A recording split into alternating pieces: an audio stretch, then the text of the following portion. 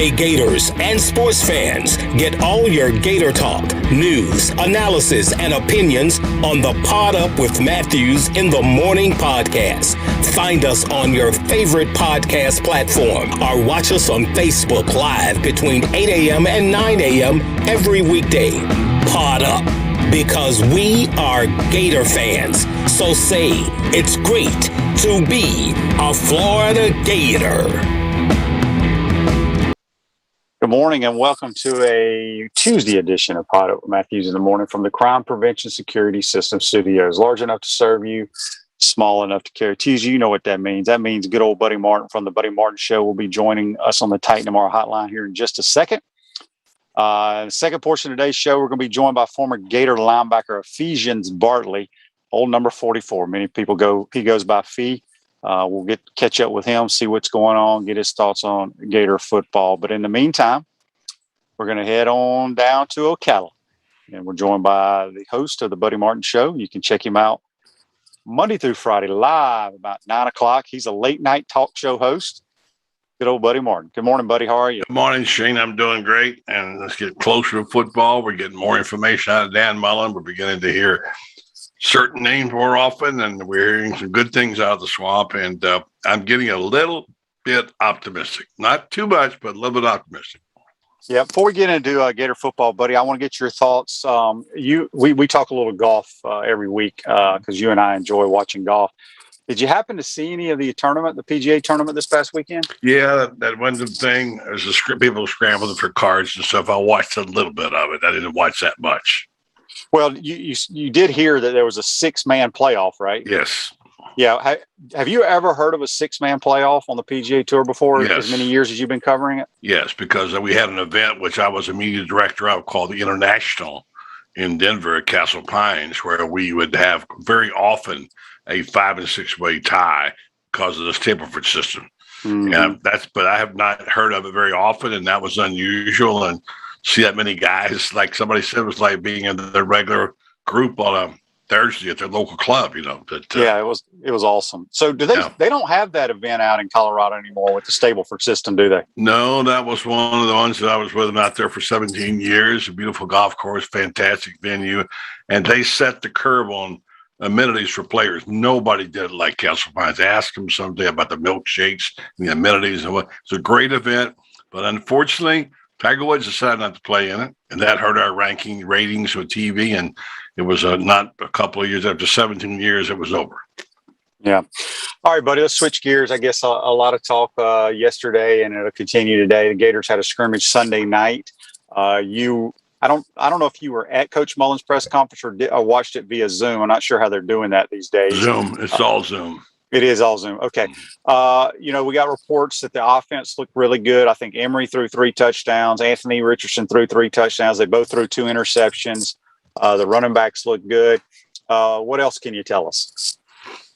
Well, it was a very good presser, and he didn't give out too much information, but I thought there were some little things that came out.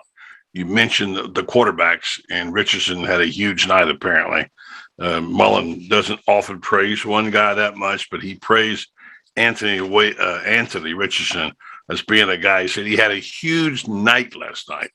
That's not something you hear Mullen talk about in scrimmages. Did really well, made a lot of great decisions, very accurate. I think he threw 3 touchdown passes. Obviously, is a dynamic runner as well, making good decisions. Now, does that mean he's going to beat out the other guy? No, Emory Jones got his team. Because I feel very comfortable with both guys, which is a good thing. So he's always had that 2-quarterback system. It looks like Anthony is making his way and up the chart and will be there in case something happens to a running quarterback, which can happen. Emory Jones. So good reports out of that. Most impressive thing I heard him say, but impressive, he said the best thing about the scrimmage, the best thing I saw last night was running backs and pass protection. Now, that doesn't sound like much, but to a quarterback, you appreciate that very much. And sometimes guys can't make the field because they can't pass protect. So he's feeling good about how he's using those running backs. He did give us a little bit of a glimpse at some things at the slot position. So this is going to be, and I asked him, this is going to be a multiple offense. You're going to be able to move the ball, but in different ways and decision-making by the quarterback. He says, yes, it's all going to be a different offense. So I'm looking forward. He says, He says he wants to be able to move some pieces around. That's what he'll be doing. Dan Mullen's got a chessboard this year. That's not good news for defensive coordinators in the SEC. Yeah, it'll be interesting. I think both quarterbacks will play. I mean, this is Emory's team, but Anthony will play some as well. When you bring up the running back, we all know how deep the running back room is, and we know in the past Dan's rotated those guys a lot. But when you bring up the little things, buddy, like pass protection, which the average fan, I guess, doesn't really pay attention to a running back's responsibilities and pass protection. All they just notice when he carries the football and when he catches it out of the backfield. Right. But I agree. those are the dirty little things that are so important at that position. And when you have competition like they do at that position, if you can pass protect, you're going to be on the field. For sure. And those are the things that get you on the field, that's playing special teams and so on. So I think that was really interesting. I mean, look, I'm not going to say that they blew everybody away. They were fantastic. But Mullen doesn't usually give out really big kudos in scrimmages, but he was pretty emphatic about his quarterbacks, his running backs, etc. And the other thing is the mysterious question about who plays in the slot. That's what we're wondering. And he has said he's going to use a two-back set a lot. Well, don't get fooled by that, because one of those backs can shift over to the slot like Percy used to do, and they've got to be able to catch the ball. And his comments about who's looking at slot, he said, we're going to lose some tight ends. We'll do more slot stuff, more than last year. We kind of played them more outside, singled up. Jacob Copeland in the slot, Rick Wells in the slot, running backs field in the slot, Trent Whitaker goes to the slot. A lot of different types of deals creating matchups. But last year you had some guys on the outside. You're creating one-on-ones, which they obviously they can win some of those matches. But having the ability to go multiple, I mean, can you imagine seeing Jacob Copeland in the slot with the ball? I mean, he's big, physical, strong, fast. Maybe he'll have that year that maybe Kadarius Toney had last year as a breakout receiver. Yeah, I'll be anxious to see. I've been told that Trent Whittemore is the starting slot guy right now. It could change because, Florida doesn't move their receivers around a lot. If you're a slot guy, you're a slot guy. If you're, so usually Copeland plays on the outside, but we'll see. As you mentioned, Dan does a great job, he and his staff, of finding mismatches. How does our athletic wide receivers match up against your cover guys? Yeah. And that's where the X's and O's, the chess pieces come into play. So it should be fun to watch because they do have some talent there. We all know they lost some tremendous talent, one that we'll never see again in our lifetime, and Kyle Pitts. But Kadarius Toney was, as I've said many times, one of the most improved athletes I've ever seen at one position, and had a phenomenal year. Any talk about the offensive line's performance? Yeah, he talked in a positive light. He's got 6 or 7 guys down, a couple of guys on the edge. He says that he's satisfied. That's a group that's got to come together. I always liken it to a basketball team. You're starting 5 or whatever. And I think playing together is more important because they depend on each other in the offensive line. And the way he describes it, they need more reps together. He talked about the big center, Kingsley, I can't pronounce his last name, etc. He feels pretty confident. He mentioned them in the group of people that he felt like. He went over the positions. I asked him about his tight ends, about his running backs, about his quarterbacks, about his receivers, and he checked all the boxes, and he checked the offensive line box as being okay, work in progress. Yeah, we got a Facebook Live here brought to you by Metal Law, the only official law firm partner of the Florida Gators. John says, I would argue the average fan does notice when the running back misses the blitz and the QB gets sacked. I hear your point there, but my point is, I don't think the average fan understands, it could be a great play. It could be a 5-yard completion, but the running back did his responsibility. Nobody notices that. They only notice when the quarterback gets sacked, and it may not be the running back's fault if he misses the blitz. That may not be his guy. We don't know. That's my point I'm trying to say. We don't know what the protection schemes are because a lot of times it changes depending on the fronts, who the running back's responsibility is. So I hear what you're saying, John, but trust me, when people think of the running back position, how many touchdowns has he scored? They don't think about all the little dirty things. And sometimes coaches will take a guy that knows his responsibility, may not be as talented as the other guys, but they trust him in those protection schemes. And not only just in pass protection, but when they run the quarterback power, will, Damian Pierce, will Naquan Wright, will those guys stick their nose up in there and block a linebacker or a defensive end if they call a running back, a quarterback run. So, buddy, defensively, that's been the talk, the narrative, I think, around the entire country and the Gator Nation is the defense can't be any worse than it was last year. Mm-hmm. The more I think about it, the more shows that I'm on, I've harped and harped and harped on our interior defensive linemen from this time last year. I said that was the weakness of our football team, and we weren't very good there. A lot of that had to do with on the back end. But again, we had trouble getting lined up. And I was on a show with Coach Spurrier yesterday with Dan Hicken, actually in Coach's restaurant. And we were talking about that last year. What was wrong with the defense?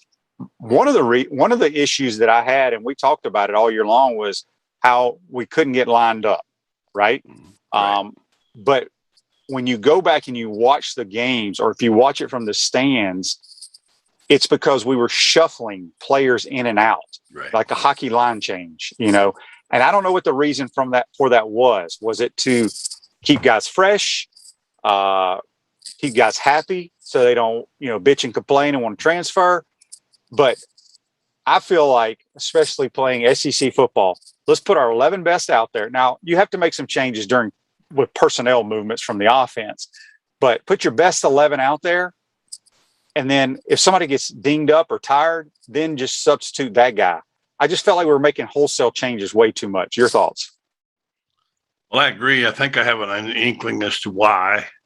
It's also what makes Todd Grantham a very good defensive coordinator.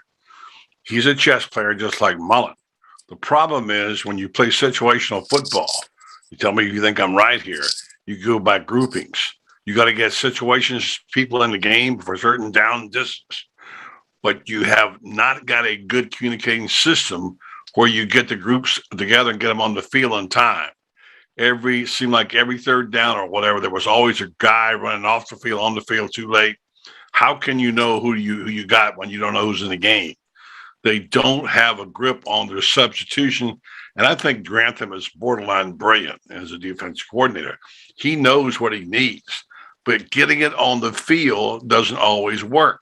So the kids are out there looking around like, who do I got? Who's got this guy? Go move over there.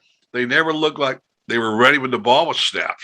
And that's exactly right. That was a big problem. If they can just line up this year, they'll be much better. No, there's no question about that. So, but did Mullen talk about the defense, anyone standing out or any of those type of situations? No, he didn't. But in conversations we had on my show with different people who have a little insight, and some of the players have said in press conference that Gervon Dexter is a beast. And, one of the new guys came in. I forget whether it was Newkirk or Valentino. I think it was Valentino who said that Dexter is going to get paid millions of dollars to play football one day. And Dexter, I hear, I don't know this to be a fact, has lined up over the nose and the outside. He's just a young guy who's only played 2 years of football, but he's got a big body. He's got muscular. He's got good muscles. He's fast, and he brings a lot of heat. So when you add those new guys in, Valentino and Newkirk, from what I'm hearing, I don't know this, and you put Dexter in there and you got the other guys coming back that you got coming back, this defense is not too shabby. Ventrell Miller is a really good linebacker who's just coming into his own. And now he's got a little bit of a boost because some of the great ones who played there told him, if you want to be remembered, make plays, do your job. So I think the defense could be better. People who automatically write Florida's defense off are making a mistake because they're a big play defense. I want to see them intercept the ball more. I want to see them be playmakers in the secondary. And as you say, it all has to do with bringing heat up front. Will they do that? Well, we'll see if they will do that. Maybe not against Alabama in the third game, but I think Mullen will scheme them somehow or the other. And I think the defense is going to be okay. I'm not going to say it's going to be good yet. Offense is going to be very good, and Dan acknowledged that yesterday. With the multiple looks he's got on offense, he can do so many things. The only concern I have is this. Remember when Dan Mullen left the Gators to go to Mississippi State? The offense was never quite the same. Brian Johnson's gone this year. Mullen's got Garrett McGee, where we hear good things about. We see him on the field.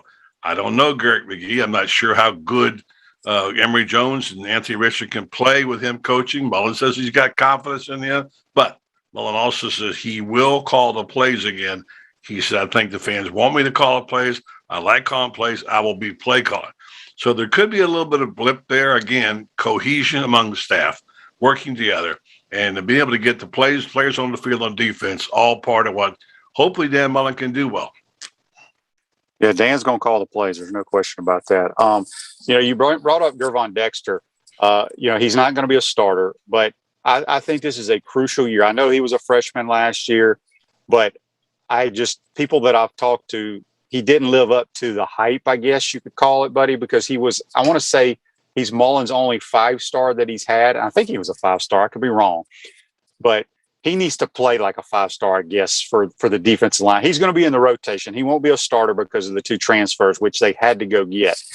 So we'll see. But back to your point, yeah, Dan had he takes suggestions from other coaches on the staff of plays or what have you. But when it's all said and done, he calls the plays. And I feel like a lot of head coaches, when they delegate and give that role to someone else, that's when teams struggle, because I've never understood. That's how Dan became a head coach, calling plays. That would be like, Coach Spurrier, I think one year he let some other guys call some plays, and that didn't last very long, because that's what they do so well. That's why they are the head coach. So anyway, turn your car or truck into a rolling billboard for your business or brand with an eye-catching vehicle wrap from Wrap Spot. This August, mention promo code Shane and receive 13% off your vehicle wrap. We're speaking with Buddy Martin here on the Titan MR Hotline. We'll be joined in the second portion of today's program by former Gator linebacker Ephesians Bartley. Buddy, real quick, last couple things for the Gators. Has he talked any special teams? I feel like we've had Johnny and Tommy Townsend punt for us forever. Well, they were gone last year, and they were such great punters. And I think we sometimes forget how important the punter is, flipping the field position, pinning people down, making them go 85 yards to score. Any talks about the specialist? No, not really. And not being able to watch any practices, you can't tell much. The reports coming out of there, just what little we have, is all very good, but we don't know, and we won't know until they get on the field and the bright lights and how good at punting. You can punt it all day and practice at 75 yards, but getting them off and getting them, whatever. Well, you're right. The punting has been taken for granted. It's been very, very good. I have reason to believe that the kicking and punting game will be okay, but I have no evidence of that. Yep. No one was dinged up. He didn't mention that, right? Right. He did say nobody was dinged up. Yes, nobody was injured. So he said he was pleased. One more thing on the plays, if I can, real quick, which is interesting. He was going to give the play calling to Brian Johnson. He said that. He planned to give it to Brian Johnson. He said, then when he left, I kind of switched back to the control, so I'm involved probably early on. The coach would have said, hey, is there a time when you were going to turn it over? To turn over special teams? As the head coach, I think it's critical of your involvement with special teams. I've turned a lot of that over to Greg Knox. So I don't cut back involvement, I just increase his involvement. So probably that way. So there's your answer, that Greg Knox is coaching the special teams. A little bit disconcerting in a way. I don't know, maybe I make it too much of it, that he was going to give it to Brian Johnson, and Brian Johnson is not there. That tells you he was really leaning on Brian Johnson to be a big part of this. The question is, can Garrett McGee fill that role? Well, Garrett, I think, does a good job coaching the quarterbacks, but he hasn't been. You got to remember, Brian Johnson played for Urban and for Dan, right, and he's been coaching with Dan for a long, long time. That's my point, yeah. That trust factor was there. We got a text on the Titan MR text line. It comes from Daryl. He says, it seems as if Rick Wells and Malik Davis have been with the Gators for about 100 years. Yeah. Well, Rick Wells, I think he got that extra year for COVID. I think he should have already graduated, but he will be back. But yeah, Rick's been around for quite some time. I have a running joke with Lee McGriff about that. Like, how many years now has it been that Rick Wells has been there? And how many times do you tell me Rick Wells is going to be a factor? I haven't seen it yet. Is he really a person, or is that they made up that name? I don't know. Yeah, that's pretty funny there, buddy. Let's talk about if you've got joint pain in your knees, shoulders, hip, or back that won't go away, you need to check out QC Kinetics for long-lasting relief. No surgery, drugs, or downtime. Schedule a free consultation at QC Kinetics, 352-400-4550. Call them today. That's QC Kinetics, 352-400-4550. Buddy, let's switch gears to the National Football League, all the exhibition games going on. Yeah. Did you watch any of the Jaguars? I did, and had a good conversation with the guy you talked about, Dan Hicken, who we'll have on later in the week about this. And obviously, they got a ways to go. They're not any good. But did you see something that you like? Yeah. I think Trevor Lawrence looks like an NFL quarterback to me. There's a lot missing on that team. I know Urban was very unhappy. One Urban moment I thought was Urban. And this may be what he has to do more of. It was, I think it was 4th and long. They had the ball, I don't know, somewhere around the red zone, 20, whatever it was. And it cried out for a field goal. Urban called timeout and called the team over and called the offense over and said, I could read his lips saying, we're going to make this. We're going to go. We're going to get this. We got to make a first down. He was very upset, the 85 yards offense in the first half. And so what they do, we've seen this a million times. Urban, he calls them over. He talks to them. Get your assignments. Get yourself mentally ready. Put it back on the field. And they made the first down. And I think this is what Urban needs to do. Urban, I talked to Dan Hicken about this. Urban needs to be Urban. And he said, I have to trust my NFL guys. Yeah, to a point, but you got to be what you are. And you are kind of a guy who gets down to nitty gritty and says, guys, get together. Let's do this. Let's do this tight end pass, jump pass, whatever it is. He makes it work. So Urban was not happy. He didn't look happy. I really felt sorry for Tebow. Look, let's not judge a guy on one game. All right. First time he ever played tight end. Yeah, there's some couple of chip blocks he made that were not impressive. He's not a blocker. He's a quarterback trying to play tight end. So rough night for Tebow. I was hoping he'd catch a touchdown pass on his birthday, but it didn't work out that way. Speaking of Tebow, we got a text here on the Titan Mar text line from John. John says, do you guys think Tebow gets cut today? No. I think they have to cut down to 5. They got to cut 5 players, I believe, today. Do you think he gets released today, buddy, or no? Yeah. Well, because I think there's 16, as Hicken pointed out, there are 16 this year. They can carry 16 practice squad players. But he still will get cut. When you're going to. Well, that's true. He could be brought back as a practice player. Yeah, well, from even that the practice standpoint, squad guys are going to get cut. I don't know. Honestly, I'll be honest. I don't know about that. I was talking to somebody, and I didn't really think about this, because we all love Tim and we know his work ethic and all that. That's beside the point here. But do they want to keep? We're talking practice squad here. Mm-hmm. Do you keep a 34-year-old guy who is trying to learn a position at that age when it's a young man's game? I mean, that's why the average career NFL player is 2.5 years. Do you keep a guy to try to develop him into that player at that age? What do you think, buddy? I think the tie goes to Tebow, because that's when the emotions come into play. If there's a question about him, Urban will break the tie and say, no, not now. We're not going to cut him. I mean, look, Urban loves Tim Tebow. Now, he won't he won't be blinded by that. He won't knock a player. He'll give him a chance, and he probably feels like Tim can do better. In my opinion, he'll give him every last chance. He wants him around him. He wants him around the program if it can be done. But like you point out, you can get cut. You still come back and be a part of it. Let's give Tim at least one more game and see if he's worthy of being on the practice squad. I'm not giving up on Tebow yet. No, I'm not giving up either. I'm just thinking from a personnel front office standpoint, coaching staff. Because in the past, before they expanded this practice squad, and I think they expanded it due to COVID. Yeah. You if you had been in the league for X amount of years, you were not allowed to be on the practice squad because it was for young players to be developed. Now, that rule has changed, obviously, but I'm just thinking the front office people, do we waste one of these spots, even though it's increased to 15, 16, whatever it is, for a 34-year-old guy that is trying to learn a new position? So I don't know. It'll be interesting to see what happens. I think the Jags play the Saints on Monday night. So we'll see. What I did bring up on your show last night, the one issue that I would be concerned if you're a Tebow fan is I can't remember what show I was on, but they said Tebow had 16 snaps in that game the other night. The glaring thing was Terry Norvell. He had 0 snaps on special teams. Yeah. And if you are a 3rd, 4th, or 5th string tight end, you better be able to play special teams. Now, granted, he may get to play all the special teams Monday night. We don't know. We don't know what the plan is because you never really know what these coaches are thinking when it comes. For sure. I can tell you this much for sure. I'll let you go. Is that this is going to be a painful time for Urban. He hates cutting players because when he coached, he gave every player a chance. He coached right down to the 95th guy. Personally, he made sure everybody got coached. He loves his players. He hates cutting people. This is a tough time when the Grim Reaper comes around in NFL camps.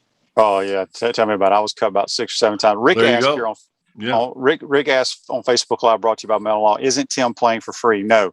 Well, everybody pretty much plays for free in the preseason. Right. You get about a $800 to $1,000 check each week. But Tim has, I don't know how many years Tim has in the league, 3, 4, maybe 5. So if he were to make the roster, he has to make the minimum salary, which for whatever year that is, let's just say it's his 5th year, whether it's 700, 800,000. You can't take less. You can take more, but you can't take less. That's why people don't understand. On the 53-man roster, there's only about 5 to 8 guys that make a ton of money. Everybody else is making minimum salary, which is not a whole lot when you talk NFL dollars. So, but anyway, still like 700,000, 800,000 still. Well, that's what I said. I'm talking when you talk NFL money, that's not a lot, but in the real world, it's a ton. Yep. That's what I was trying to say. All right, buddy. You got your girls on the show tonight? Well, I wouldn't call them girls, so I would punch you in the face. Okay. Not ladies. Just call me. We got 2 really good people who can talk football with the best of them. Cassie Hill, who's one of the best and brightest I know. And I'll see Jackie. I don't know whether Jackie, hopefully she'll be back. She said some sickness. I'll probably slip a little bit of my interview with Dan Hicken in there. And we got Zach Oliverti, which will either poll or use some tonight. So you never know what might happen on Double Trouble, as you call it. I like Double Trouble. Real quick, before we let you go, let's get to This Day in Sports, brought to you by our good friends at Comfort Temp. Comfort is our business. Peace of mind is our promise. Comfort Temp's now hiring team members with all levels of experience, great culture and benefits, and opportunity for growth. $1,000 signing bonus for qualified positions. Give Comfort Temp a call at 352-376-2366. This Day in Sports in 1973, buddy, Willie Mays hits his 660th and last home run off Don Gullett of the Cincinnati Reds. Were you there for that game? I was not, but I had a Willie Mays bat that they sent me when he hit his 400th or whatever it was years ago. And it was sad to say that was also the year Willie played in the World Series and was falling down in center field. You knew it was time to go. That was hard to watch. And I don't remember that one. No, what a great player Willie Mays was. No doubt about it. Well, you're a great player as well, Buddy Martin. Stay safe, my man, and we'll talk to you next week. All right, Shane. Thanks very much. Yep, that's Buddy Martin from the Buddy Martin Show. You can check him out every Monday through Friday, Facebook Live about 9 p.m. Eastern Time. Has a tremendous show, has a great guest as well. And the Gator Nation loves them some Buddy Martin. We're going to take our first time out of the program, come back. We'll be joined by another guy that was loved by the Gator Nation, Ephesians Bartley, old number 44. You're watching and listening to Pod Up with Matthews in the Morning. We want to take this moment to thank all our sponsors who keep the show going and pay the bills. Our gridiron sponsors are Crime Prevention Security Systems, large enough to serve you, small enough to care. Titan MRI, Gainesville's only locally owned and operated MRI facility. Meldon Law, won't back down. Peachland Dental, Gator Nation's first choice for dentistry in Port Charlotte. Comfort Temp, comfort is our business, peace of mind is our promise. QC Kinetics, non-surgical regeneration, live pain-free. South State Bank, Celebration Point Town Center, Chris Doring Mortgage. Some of our touchdown sponsors are Big Mills Cheesesteaks, MB Listing, Cornerstone Financial, McDonald's of Gainesville, My IT Masters, Gainesville Neon and Signs, 84 Lumber, Tropical Smoothie Cafe, Chick-fil-A on Archer Road, Avra and Smith, Dowling Signs, Chomp Harder Apparel, Ruse Ogra Agent, State Farm Insurance, Silver Cube Billiards and Sports Bar. If you are interested in promoting your business on the show, visit potupwithshane.com and click the advertise button. Again, thank you to all the great businesses that support the show. If you like what we are doing here, make sure to follow us and support the businesses that support us.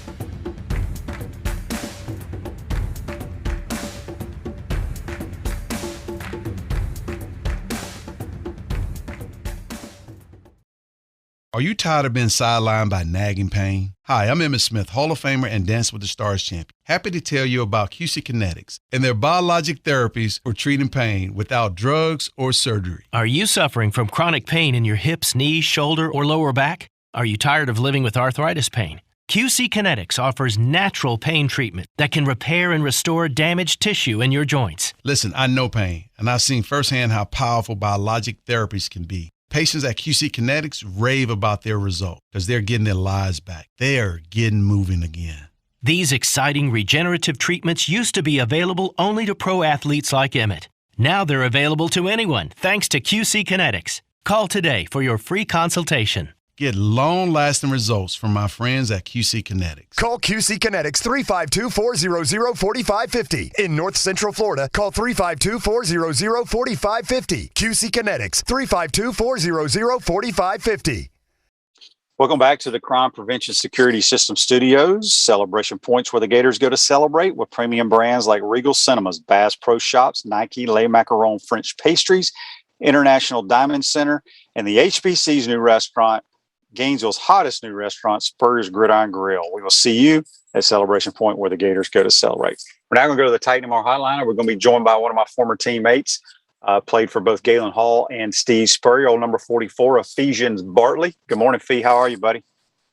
Good morning, buddy. Nice talking to you this morning. No doubt about it. Hey, Fee, I appreciate you taking the time to join the program. I want to go back to your younger days. I want to say you were a Fletcher Senator over there in Jacks Beach.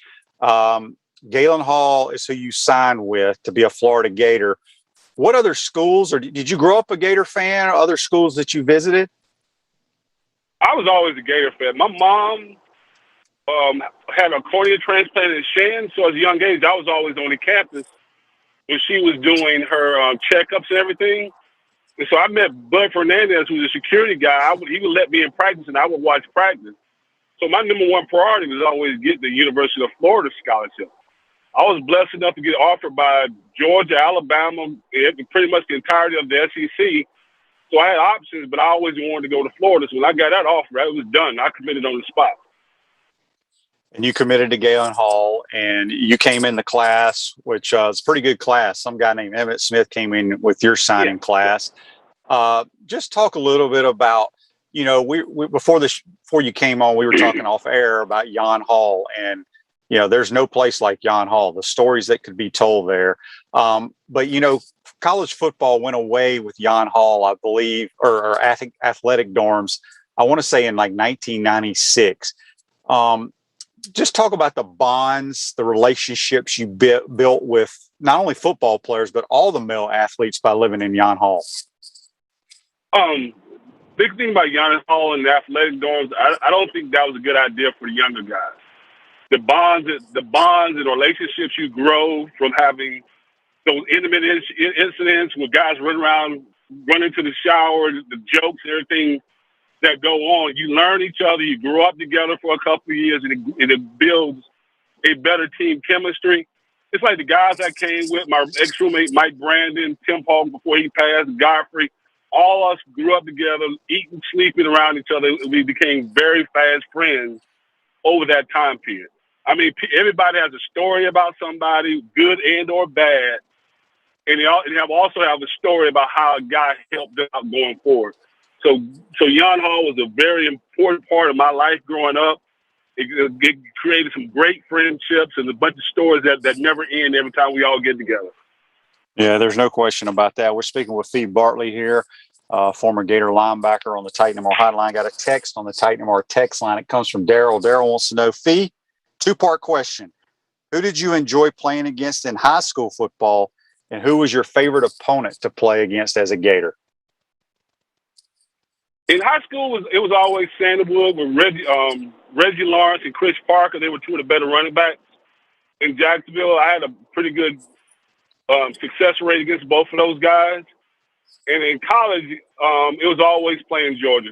Anytime, especially the last 2 years when Steve got there, and we were able to stick it to Georgia. That was the best times of my life, beating Georgia as we did. Yeah, I was going to ask you, being a defensive guy, Florida was always really good on defense, but just had trouble scoring points until Coach Spurrier got the job.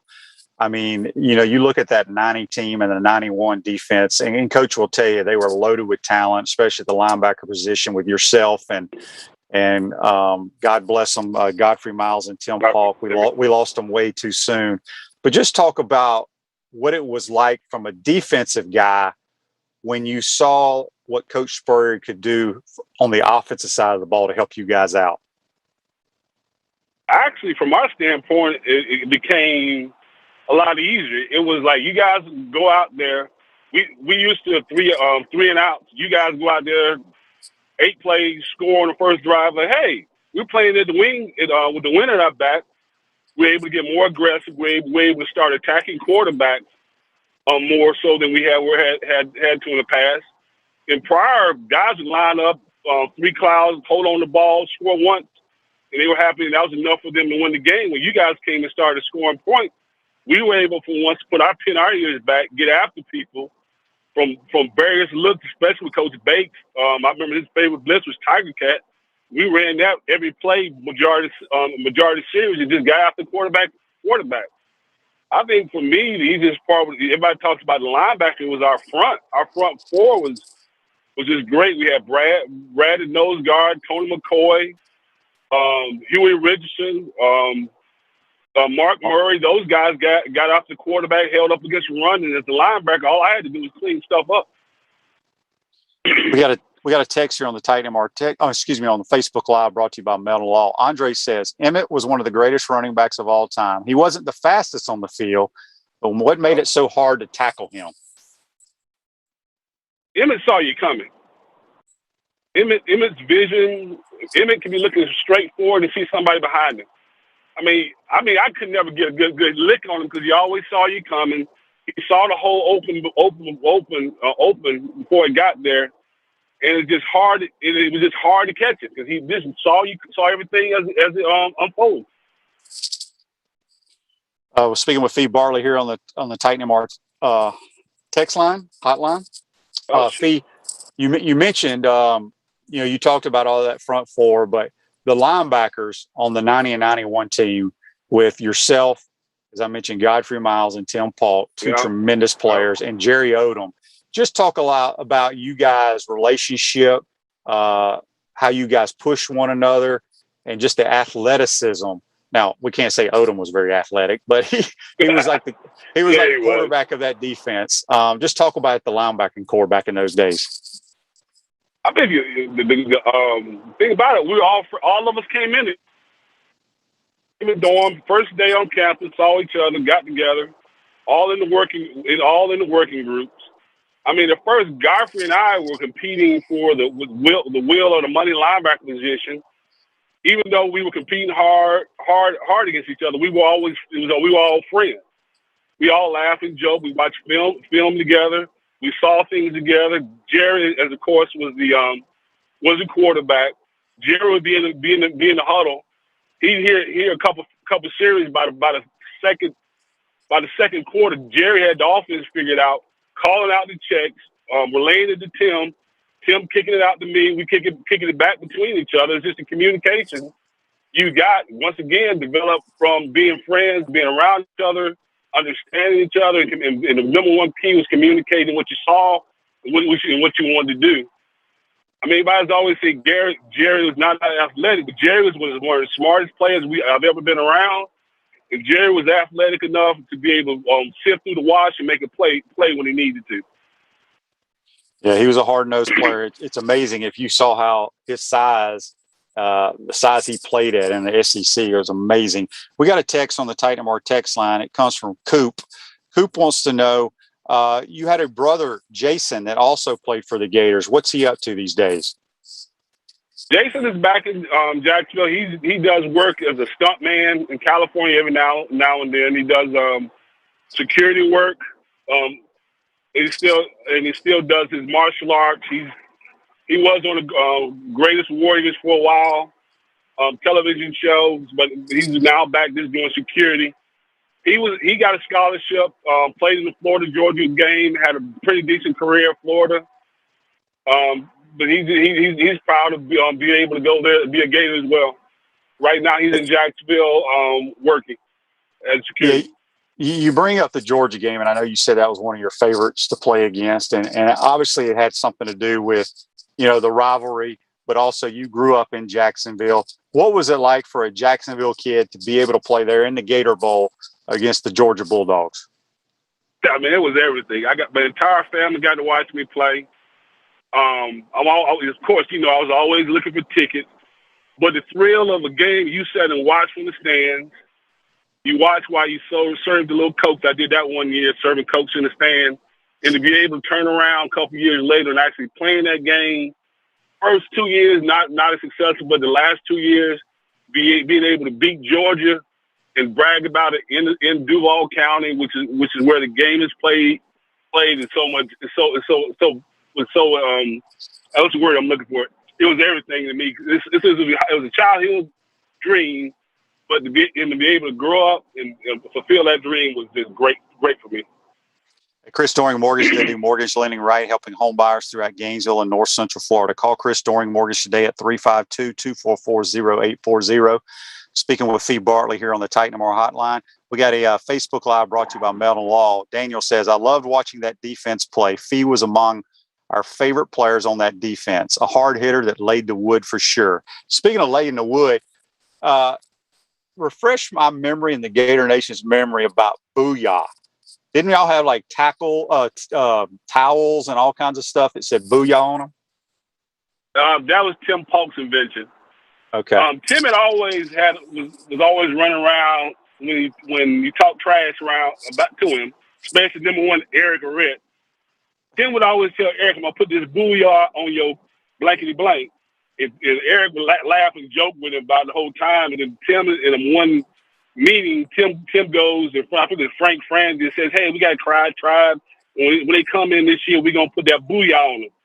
So he runs out the meeting and tells us, hey, that's a new thing. We're going to call ourselves Booyah Tribe and go forward. And in this day and age of the NIL, I often think about how much money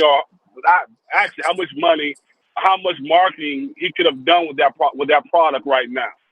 It's something we always joked about as when for a big hit when you hit somebody, but for him to have that kind of savvy, the marketing for us, marketing would have been so much greater right in this day and age of football right now. Yeah, there's no question about that. So, Fee, let everybody know what you're doing these days. I know you, after you left Florida, you got your master's at Jacksonville University, which ain't easy to do and it ain't cheap, my man. Oh, man, that was a $40,000 mistake. I could have gotten my master's degree in business when I was at Florida.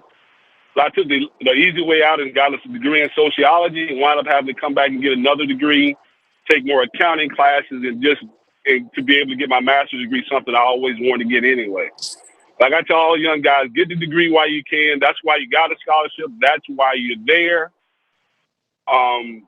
But right now, with that master's degree, I'm doing some consulting work for various companies, IPS out of St. Petersburg right now, where I go in. We do costing for projects, renovation projects we want to get going, and we also do some accounting and tax preparation work personally as well.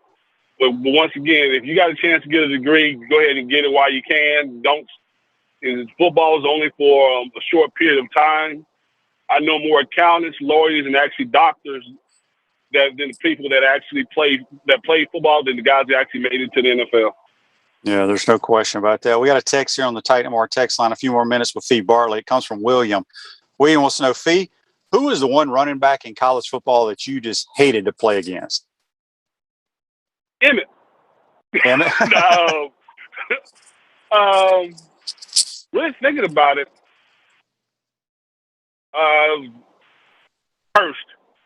Garrison Hurst, Georgia. He just he was just hard to get a good line on. And other running back I can think of was my homeboy was Edgar Bennett from Florida State. Edgar was another guy I could never get a good hold on tackling back in the day.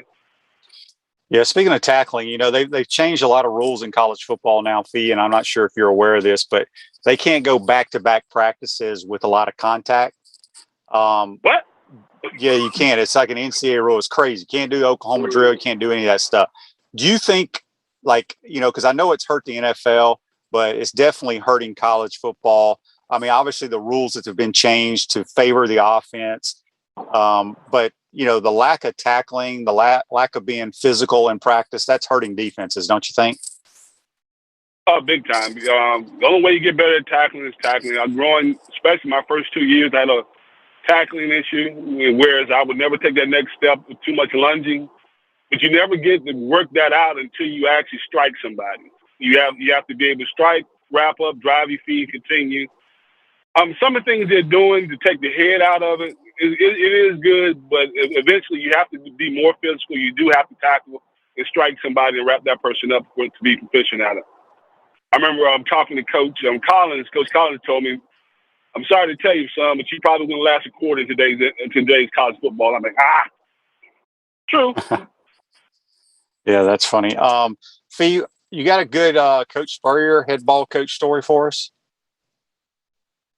Not really. My biggest thing was always with Coach was how blunt he was, how honest he was, and not cocky, but how confident he was in the things he did and the things he wanted us to do. The biggest change from Galen Hall to Coach Spurrier was one word: confidence. He didn't think he was going to get something done. He knew we were going to get it done. We weren't going into games with a long, drawn out, we hope we can win, we might win. With Coach Spurrier was always, we will win. And be honest with you, like I told you before, I'll always be grateful for Coach for coming in and setting that standard and changing the atmosphere of Florida going forward. Because that's the Florida I left was the Florida I envisioned walking in the door as a freshman. That's a good point. Last thing for you, Gators, with Dan Mullins kind of brought back the winning tradition. They've been to 3 straight New Year's Day Bowl games. Obviously, last year we struggled a little bit defensively. You still keep up with the Gators? Get back to Gainesville much? I get down there. I try to go to at least 1 or 2 games a year. I never miss a game on television. One thing about Dan Mullen was I knew when he came back in we were going to have a good offense. I knew we had a great defense going in. Defense had their issues last year. But when you watch the guys, everything that showed last year was an easy fix. They made some changes to fix those items, and I'm just hoping next year we can put it all together and Emory has a great year growing as a starting QB. Yeah, well said, my man. Well, Fee, we appreciate you taking the time to join our program. A lot of success in your business endeavors. And when you get to Gainesville, we'll have to head over to the head ball coach's new restaurant and have a few cocktails. Is it open? It's open. It is open. Oh, I see you there. I'll let you know game. I'll give you a call. All right, my man. That's Fee Bartley. Join us on the Titan MR Hotline. We're going to take our final time out of today's program. Come back and wrap up this Tuesday edition. You're watching and listening to Pod Up with Matthews in the Morning. We want to take this moment to thank all our sponsors who keep the show going and pay the bills. Our gridiron sponsors are Crime Prevention Security Systems, large enough to serve you, small enough to care.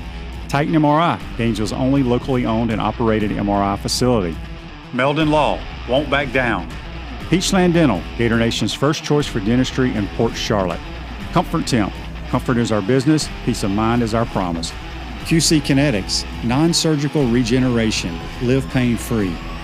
South State Bank, Celebration Point Town Center, Chris Doring Mortgage. Some of our touchdown sponsors are Campus USA Credit Union, Adams Rib Company, Doreen Wiebe Realtor Caldwell Banker, MM Parish, Gator Dominoes, Celebrate Primary Care, Gator Bait Media, Wrap Spot, Okido America, Gators Dockside, Style Cuts, Ironwood Golf Course, Meadowbrook Golf Course, Silverback Concrete Company. If you are interested in promoting your business on the show, visit podupwithshane.com and click the advertise button. Again, thank you to all the great businesses that support the show. If you like what we are doing here, make sure to follow us and support the businesses that support us.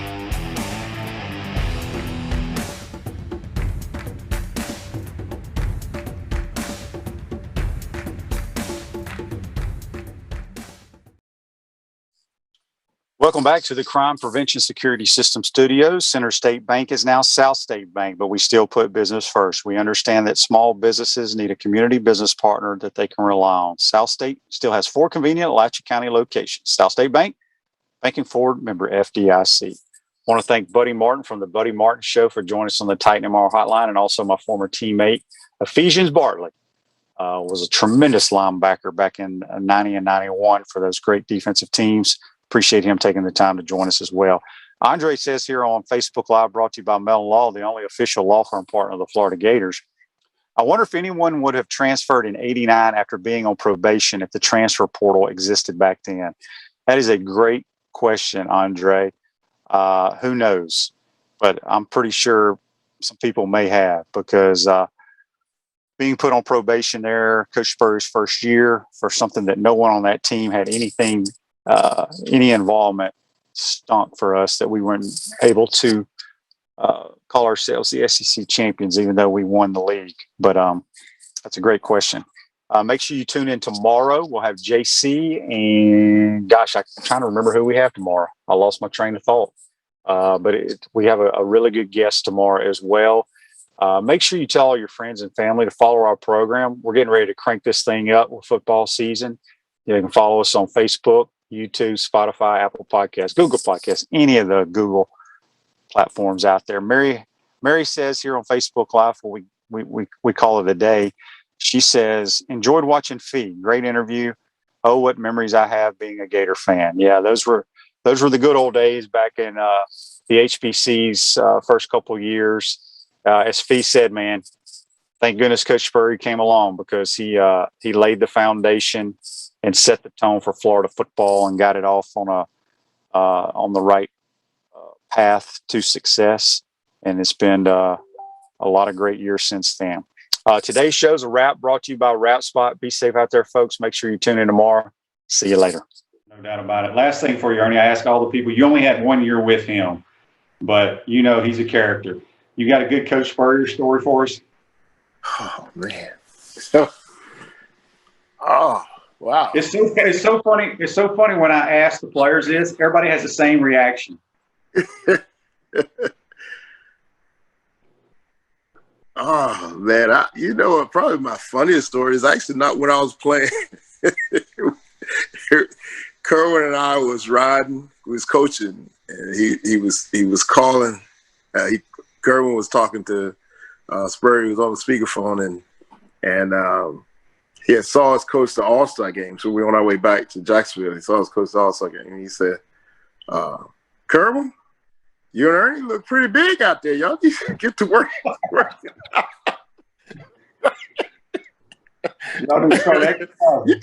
You guys need to exercise for lunch. That was so classic experience. So I was like, man, I laughed for a while, man. But I used to love how he used to get on Coach Dixon, because Coach Dixon would be sleeping during the meetings, you know. Yeah. Yes. Trying to get the fans fired up. 2nd down and 10. Matthews rolling to his right, in trouble, can't find anyone. Now he throws it for Harrison Houston, who makes the catch. He's in the open field. Harrison to the 20. They're not going to catch him. Touchdown,